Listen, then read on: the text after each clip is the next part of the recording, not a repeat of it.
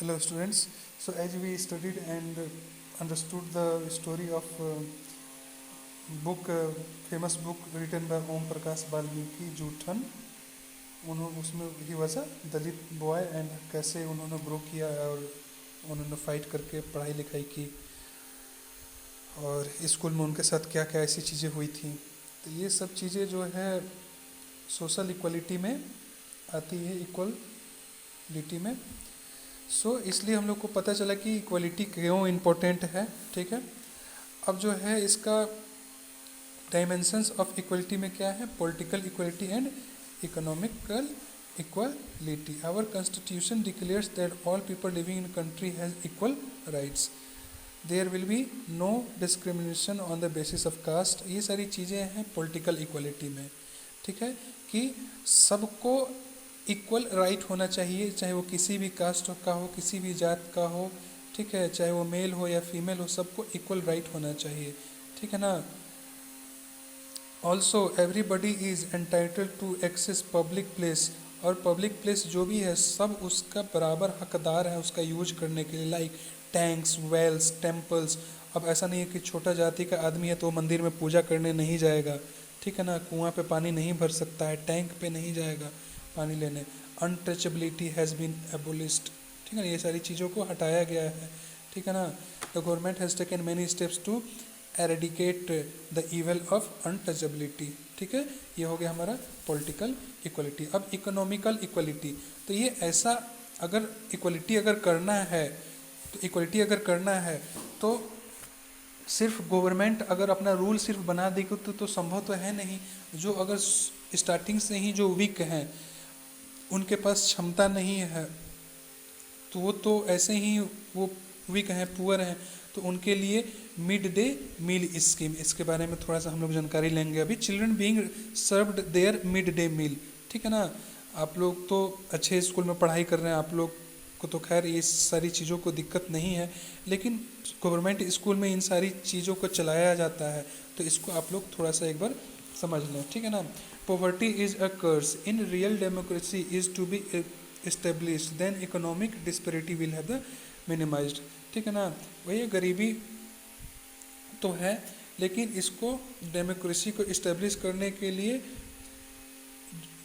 हम लोग का बहुत सारी चीज़ों को पहले तो कम करना पड़ेगा, मिनिमाइज करना पड़ेगा। Our constitution guarantees equality to the people. The government has tried to implement these two ways, first through the laws and the second through various government welfare. वही चीज़ है, इसमें बोला जा रहा है कि अपना तो रूल लगाने से तो नहीं होगा, अपना रूल तो अपना लाओ तो वो लोग कानून तो पास करेंगे ही करेंगे, लेकिन साथ में वो हेल्प भी करना पड़ेगा।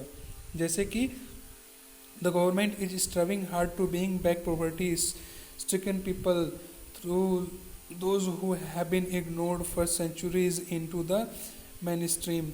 ठीक है ना, सालों से जो जिनको इग्नोर किया गया है, जिनके बारे में कोई ऐसा प्लान या फिर ऐसा नहीं सोचा गया, तो गवर्नमेंट उनके लिए ऐसा स्कीम, गरीबों के लिए ज़्यादा से ज़्यादा स्कीम लेके आती है।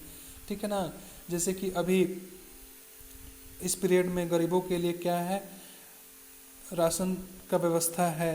ठीक है, सभी के लिए नहीं है, लेकिन जो गरीब हैं, जिनको पैसा नहीं है, उनके लिए राशन का व्यवस्था है, अभी राशन मिल रहा है।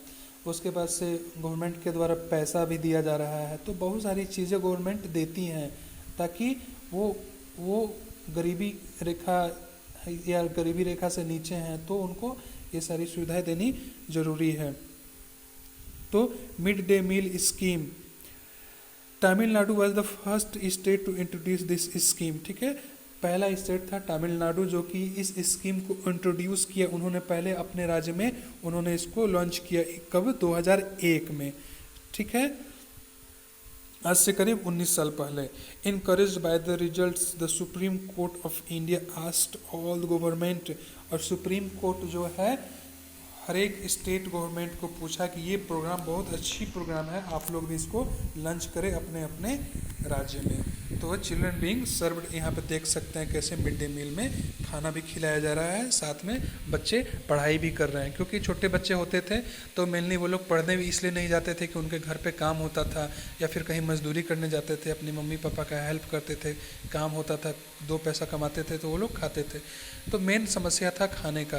तो लेकिन पढ़ाई तो ज़रूरी है, जब तक पढ़ेंगे नहीं तो पेट चलाने से तो होगा नहीं, इसलिए मिड डे मील।